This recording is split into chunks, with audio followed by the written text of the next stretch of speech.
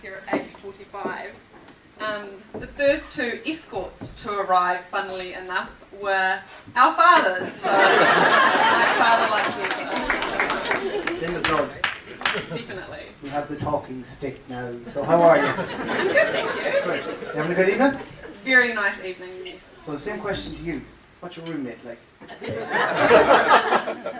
Really organised. I bet you there's no mess in your room, is there? Well, there's a little bit on my side, but I feel pressured to put all of my stuff back in my bag and have it perfect, because Amy's, she's definitely very organised and... Good. Housekeeping won't have a lot of work to do. So who's here with you tonight?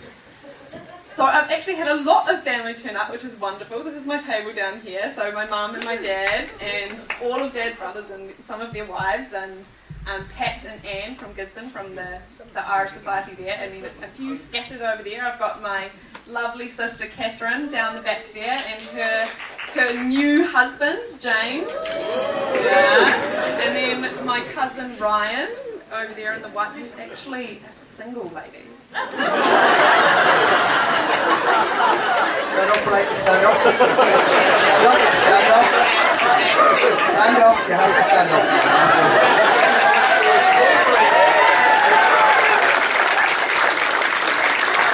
Sorry, Ryan. So modest, but he's loving it really. And ladies, Ryan is on 027 56. So you told us last night about spending 4 months cycling around the South Island, yes, which some people would call crazy, but it was a good adventure for you. So tell me, you went around Europe locking your grandmother in toilets and doing different things like that. No, she locked herself in. That's what the story says, Yeah. but well, let's hear it from your side. Okay, so Gran is one of those typical ladies who you just know disaster is going to strike with. So she moved past me on the aeroplane over to Germany and said she was going to the toilet, and I thought, you know what, actually I better follow her. So I waited outside patiently, and you know, it's a plain toilet, so you hear the flush and everything, and I could hear some jiggling with the lock, and I thought, you know, I'll just give her some time, you know, she'll get it. So I waited for about 2 minutes, because I thought, surely, how hard can it be? Jiggle, jiggle, jiggle, call out, you know, Gran, are you okay? No, I'm locked in the toilet, so we managed to get around. It was okay, but quite entertaining. So where did that happen? Where in Europe did that happen when she got locked? On the plane, so in the middle the of plane? Yeah, it was on the plane, yes. Yeah. That was definitely a traumatic moment. I would have liked going up to the flight attendants or that.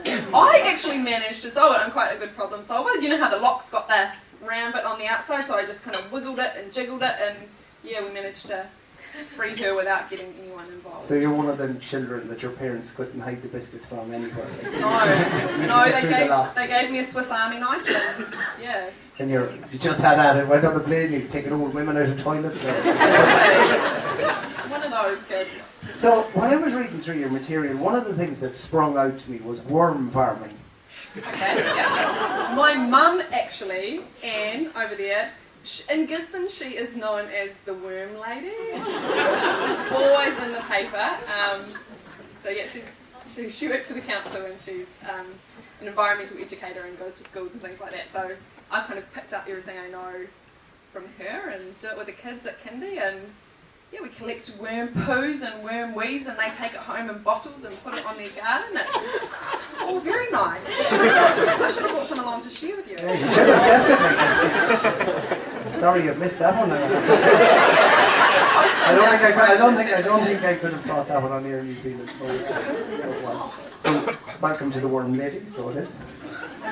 Very good evening. So you definitely like to live life up, so do you want to tell us a wee bit more about your trip around the South Island in 4 months on a bicycle? Sure. I mean, there's so much I could say.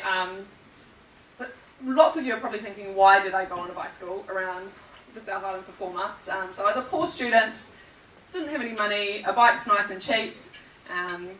So me and a friend from uni travelled around and got up to heaps of adventures. We were sharing a tent, and you know how tents are actually a lot smaller than they say. So it said a 2-person tent, and I thought, yeah, it'll be fine.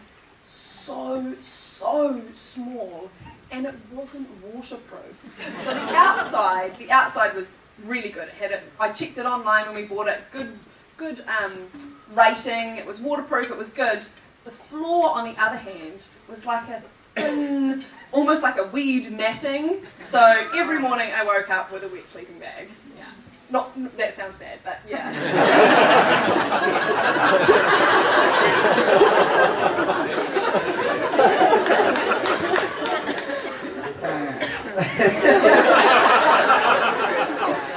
I'm stuck for words. Look, you've been absolutely a pleasure here tonight, and it's been wonderful getting to know you the last few days, and it's been a wonderful privilege to get to know all of you. So I wish the very best of luck in the rest of the competition. Ladies and gentlemen, for our Gisborne RoT, please give her a huge round of applause. I would just like to say a big congratulations to all of the girls. They have been so wonderful, and it's been so brilliant getting to know them over this weekend. And while they are all lovely and fair, like the rose of the summer, it was the truth in their eyes alone that won me.